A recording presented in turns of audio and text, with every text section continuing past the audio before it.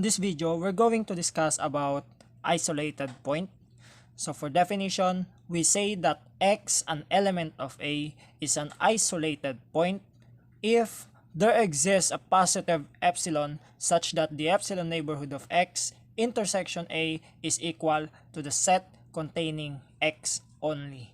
So para masabi natin na isolated point siya, unang-una tandaan natin hindi siya katulad ng limit point na yung point na yon ay pwedeng element ng set o pwedeng hindi siya element ng set, pero dito sa isolated point dapat element siya ng set. Okay? Una yon. Pangalawa, dapat may mapakita tayo na positive epsilon such that kapag kinuha natin yung intersection ng epsilon neighborhood ng X tapos ng set A, tapos ang lumabas ay yung set containing yung point lang na yon, which is a singleton yung lumabas na set, then masasabi natin na yung X na yon ay isolated point. So yun lang yung gagawin natin to prove that a point is an isolated point. So punta tayo sa example. Okay, for example, let A be the set 1 over n from 1 to infinity, which is equal to the set containing 1, 1 half, 1 third, and so on. Show that 1 over n for all n element of set of natural numbers is an isolated point of A. So dito ang pinapagawa sa atin, dapat daw mapakita natin na bawat elements nito, bawat element na yan ay isolated point. Okay? So for our proof, so by the way, ito yung in-example natin sa last video natin, yung about sa limit point of a set, wherein yung 0, prove natin na limit point siya ng set na to. Okay? So dito naman ipoprove natin bawat isa ay isolated point. So para ma-prove natin yon, dapat makapag-provide tayo ng kahit isang epsilon lang, such that kapag kinuha mo yung epsilon neighborhood ng 1 over n, kahit ano, for any n yan, intersection ng set A, tapos ang lumabas ay set containing 1 over n lang, so dun na mapoprove natin na bawat isa sa kanila isolated point. Okay? So paano tayo kukuha ng epsilon? So for motivation, pakita ko lang yung graph. So let's say ganito itsura niyan. Then kung nandito yung 1 over n, then let's say nandito yung 0 tapos 1. So ito yung 0, ito yung 1. Okay, take note naka-open yung 0 kasi hindi naman siya element nito, tapos naka-close siya kasi yung 1 element. Okay? So kung nandito yung 1 over n, yung 1 over n minus 1 nasan? Nandito siya, mas malapit sa 1. Okay? Kasi mas maliit yung denominator, mas malaki kumpara dito sa n. At syempre, yung 1 over n plus 1, mas malapit sa 0. Okay? Now, take note din dito kung mapapansin nyo, habang nag-a-approach siya sa 0 or habang lumiliit yung value, yung distance ng dalawang terms ay lumiliit din.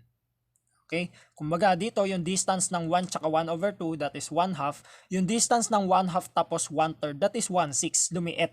No? Tapos kapag ikukunin mo pa yung susunod na distance, 1 third tsaka 1/4, liliit pa siya lalo. Okay? So ibig sabihin, habang nag-a-approach sa 0, lumiliit ng lumiliit yung distance ng dalawang magkasunod na terms dito sa set natin. So ibig sabihin, yung distance ng 1 over n tsaka 1 over n plus 1, kapag kinuha natin yung distance niyan, mas maliit sa distance ng 1 over n minus 1 tsaka 1 over n. Okay? Kaya dito tayo kumuha sa mas maliit ng epsilon. So iset natin, set epsilon to be equal, ang kunin lang natin yung kalahati lang. Okay? Let's say eto lang. Kalahati ng distance nila. So iset natin na epsilon 1 half ng 1 over n minus 1 over n plus 1. Okay? And this is also equal to 1/2 quantity 1 over n times n plus 1. Ayan. So, ito yung gagawin nating epsilon. Then, as you can see, kung kinalahati natin yung distance na to, syempre, sigurado tayo na yung sa part na to, hindi aabot sa 1 over n minus 1. Sigurado tayo dyan, hindi aabot yan sa 1 over n minus 1. Lalong hindi lalagpas yan sa 1 over n minus 1. Bakit? Kasi nga yung distance nito, mas maliit sa distance nito. Tapos ang ginawa pa natin, bukod sa mas maliit to, yung kalahati pa. Hinati pa natin. Okay? Para mas sigurado tayo. Now, kapag kukunin natin yung epsilon neighborhood ng 1 over n, yung epsilon neighborhood ng 1 over n, intersection ng A, okay, this will be equal, so let's say ito yung epsilon neighborhood, so take note, since kinalahati natin yan, hindi siya aabot dito sa 1 over n plus 1 at hindi rin siya aabot dito sa 1 over n minus 1, yung epsilon neighborhood of 1 over n. So ibig sabihin, kapag in-intersect natin yan sa A, ang makukuha lang natin yung nasa loob, yung center, which is yung 1 over n. Okay? And ito yung sinasabi sa definition ng isolated point, which is nakapag-provide tayo ng epsilon, which is ito, such that yung intersection ng epsilon neighborhood ng 1 over n tsaka ng A is equal to a singleton, which is yung laman ay yung 1 over n mismo. So, ibig sabihin, take note that 1 over n is arbitrary for any n yan, for any natural number n. So, ibig sabihin, for all n element of the set of natural numbers, 1 over n is an isolated point of A. And we are done. Okay, so let's have another example. So let B be the set 2n such that n is an integer. Show that all elements of B are isolated points. So for our proof, for motivation, pakita muna natin yung graph. So let's say nandito yung 2n, then nandito yung 2n plus 1, tapos nandito yung 2n minus 1. And as you can see, since puro multiple ng 2 yan, mga even numbers yung laman ng set ng B. Okay? So, iset natin yung epsilon to be equal to 1. So, set epsilon to be equal to 1. Then, the epsilon neighborhood of 2n, which is 1, the 1 neighborhood of 2n, 2n minus 1, 2n plus 1, intersection B. So dito sa graph natin, yung 2n minus 1, nandito siya. Okay? 2n minus 1. Tapos yung 2n plus 1, nandito rin siya. Okay? And take note that 2n minus 1 tsaka 2n plus 1 parehong odd number. So ibig sabihin, yung 2n minus 1, hindi siya aabot dito sa 2 times quantity n minus 1. Ito ring 2n plus 1, hindi rin siya aabot dito. So, ibig sabihin, kapag kinuha natin yung intersection ng open interval na to, tsaka ng B, ang makukuha lang natin ay yung 2n. Okay, yung 2n mismo.